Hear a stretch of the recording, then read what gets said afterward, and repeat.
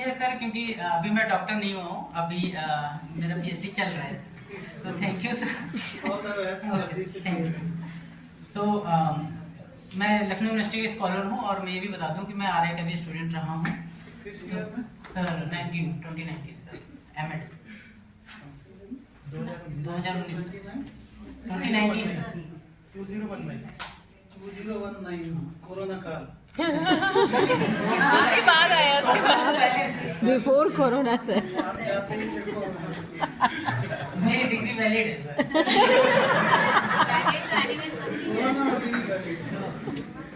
मैं आरआई का हूँ तो 5 मिनट का मतलब समझता हूँ। सीधे अब आते हैं कंक्लूजन पे। आखिरी में आने का ये सबसे बड़ा लॉस होता है कि सब कुछ बोल दिया जाता है, सबको सब कुछ पता होता है, तो बातें नहीं ना हो तो अंदाज नया होना चाहिए कहने का। तो मेरा जो टॉपिक है वो क्रिटिकल एनालिसिस है, एनसीईआरटी का जो रोल है टुवर्ड्स इंक्लूसिव एजुकेशन। तो ये पूरा जो स्टडी करने के बाद मुझे ये पता चला कि एनसीईआरटी जो है इंक्लूसिव के तरफ जो है वो एक तो बहुत बेहतरीन काम कर रही है, दूसरा वो कि उसने यहाँ तक इंक्लूसिव का मतलब हम क्या समझते हैं, जेंडर को ऐड कर लो, ट्रांसजेंडर को पीडब्ल्यूडी। लेकिन एनसीईआरटी को पढ़ने के बाद 5th क्लास की जो एनसीईआरटी की बुक्स है उसको देखने के बाद ये पता चला कि उसने यहाँ एनिमल्स को भी इंक्लूड किया है। इंक्लूजन में उसने एनिमल्स को भी नहीं छोड़ा है। एनिमल्स के थ्रू वो उसको दिखाना चाह रहा है कि जो काइंडनेस, जो हमने एक वर्ड दिया ह्यूमैनिटी, वो केवल ह्यूमन से रिलेट नहीं करता है, वो कहीं ना कहीं एनिमल्स और जानवरों से भी रिलेट करता है। तो एनसीईआरटी ने उस पक्ष पर को भी ध्यान दिया है।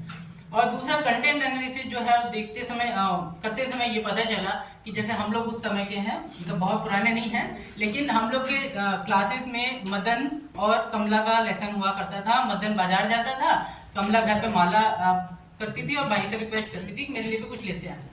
पूरे मदन और कमला को ढूंढता रहा, कहीं नहीं मिली, और उसकी जगह बहुत ऐसे कैरेक्टर्स हैं जिसमें हैंडीकैप्स को भी जोड़ा गया, प्रिया वॉरियर ऐड हुई।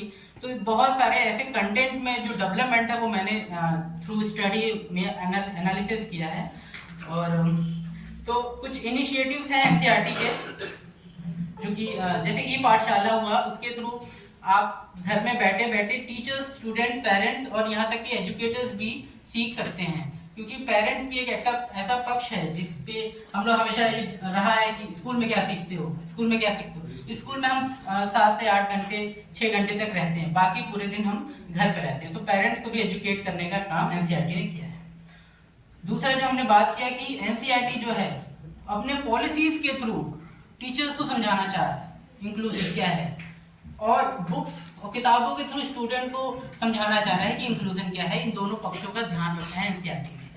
प्रशस्त के थ्रू जैसे कि अभी मैंने बात की कि टीचर्स को भी बताया जा रहा है, तो इसके थ्रू जो है टीचर्स या जो एजुकेटर्स हैं रेगुलर, वो चेकलिस्ट बनाते हैं और उसके थ्रू वो देखते हैं जो 21 डिसेबिलिटी दी गई थी पीडब्ल्यूडी एक्ट 2016 के द्वारा, उसको वो चेकलिस्ट ध्यान देते हैं कि कौन सा बच्चा क्या है, उसको असिस्ट करते हैं, उसको बाद में उसका सर्टिफिकेट और उसका असेसमेंट किया जाता है।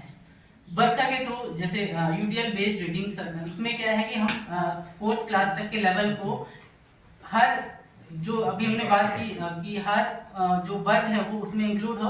अनफॉर्चुनेटली ट्रांसजेंडर और कुछ ऐसी चीजें थी जो इंक्लूड नहीं की गई थी इसमें, जो कि आगे होपफुली ऐसा होगा, उनको भी ऐड किया जाएगा, उनका भी कोई नाम होगा। So teaching learning resource, sign language की तरफ बहुत काम किया है एनसीईआरटी ने। साइन लैंग्वेज को बढ़ावा दिया है, जो भी हमारे हियरिंग इम्पेयरमेंट के बच्चे थे उनके लिए साइन लैंग्वेज का डेवलपमेंट हो रहा है। Accessibility concern in NCERT text book, इसमें क्या किया गया है कि उन बच्चों को भी दिखाया है, वो जो हैंडीकैप बच्चा है वो उसको देख सके कि मैं भी मतलब इस स्कूल का पार्ट हूँ। तो कहीं ना कहीं जितने पिक्चर्स हैं वो they all are derived from NCERT text books. फिर जो कंटेंट है, जो चैप्टर 3 में saving without speaking, chapter 13 sharing our feelings, chapter 17 Chuskit goes to school, जिसमें उसको रोका जाता है फिर वो स्कूल जाने के लिए प्रेरित होती है। और फिर उसके बाद साइन लैंग्वेज, इंग्लिश मैरीगोल्ड में साइन लैंग्वेज के बारे में, और यहाँ तक कि मैथ्स में एनसीईआरटी बहुत छोटे छोटे चीजों पे ध्यान देता है। यहाँ तक कि एक्सरसाइज में भी उसने क्या किया है, एक बार टीचर्स मेल दिखाया है, एक बार टीचर्स को फीमेल दिखाया है। तो इतनी बारीक चीजों पे एनसीईआरटी ने अपने बुक्स वगैरह में ध्यान दिया है। ऑडियो बुक्स डेवलप की है। प्रिया जो जिसको अभी एक कैरेक्टर था उसको इंक्लूड किया है। एक कॉमिक बुक है, teacher supporting materials on inclusive education. Teachers के लिए भी, जैसे अभी हमने बात किया कि टीचर्स को वो पॉलिसीज के द्वारा समझाना चाह रही है, तो इसके थ्रू भी teaching material, supporting teaching material लाया गया, जिसके थ्रू हम जो रेगुलर टीचर्स हैं वो इंक्लूजन को समझ सके और उसकी सेंसिटिविटी को जान सकें। दीक्षा जो पोर्टल है, दीक्षा के द्वारा जो है large number of audio books develop की गई हैं इस प्लेटफॉर्म पे। स्वयं मूक, जिसमें कि एनसीईआरटी को ये काम दिया गया, एनसीईआरटी 11th और 12th की जो बुक्स हैं उसको डेवलप करती है।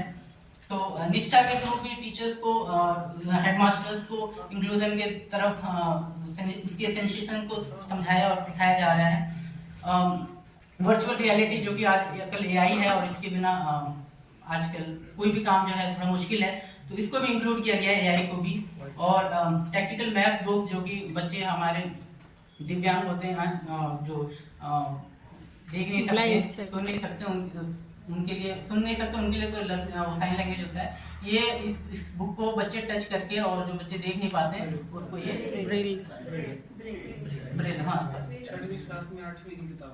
Yes yes. तो सर ये मेरा कंक्लूजन रहा है। इसमें बहुत सारी काम हुए हैं, बट बहुत सारी ऐसी चीजें हैं जो कुछ चैलेंजेस भी हैं एनसीईआरटी के सामने, जो कि पॉजिटिव एटीट्यूड है टीचर्स का। जैसे हम लोग के समय में पनिशमेंट दी जाती थी कि गर्ल्स के रूम में आ जाओ, अब वो भी समय देखा है और ये समय भी हम लोग देख रहे हैं कि समय बोला जाता है कि तुम लोग अलग अलग क्यों बैठते हो।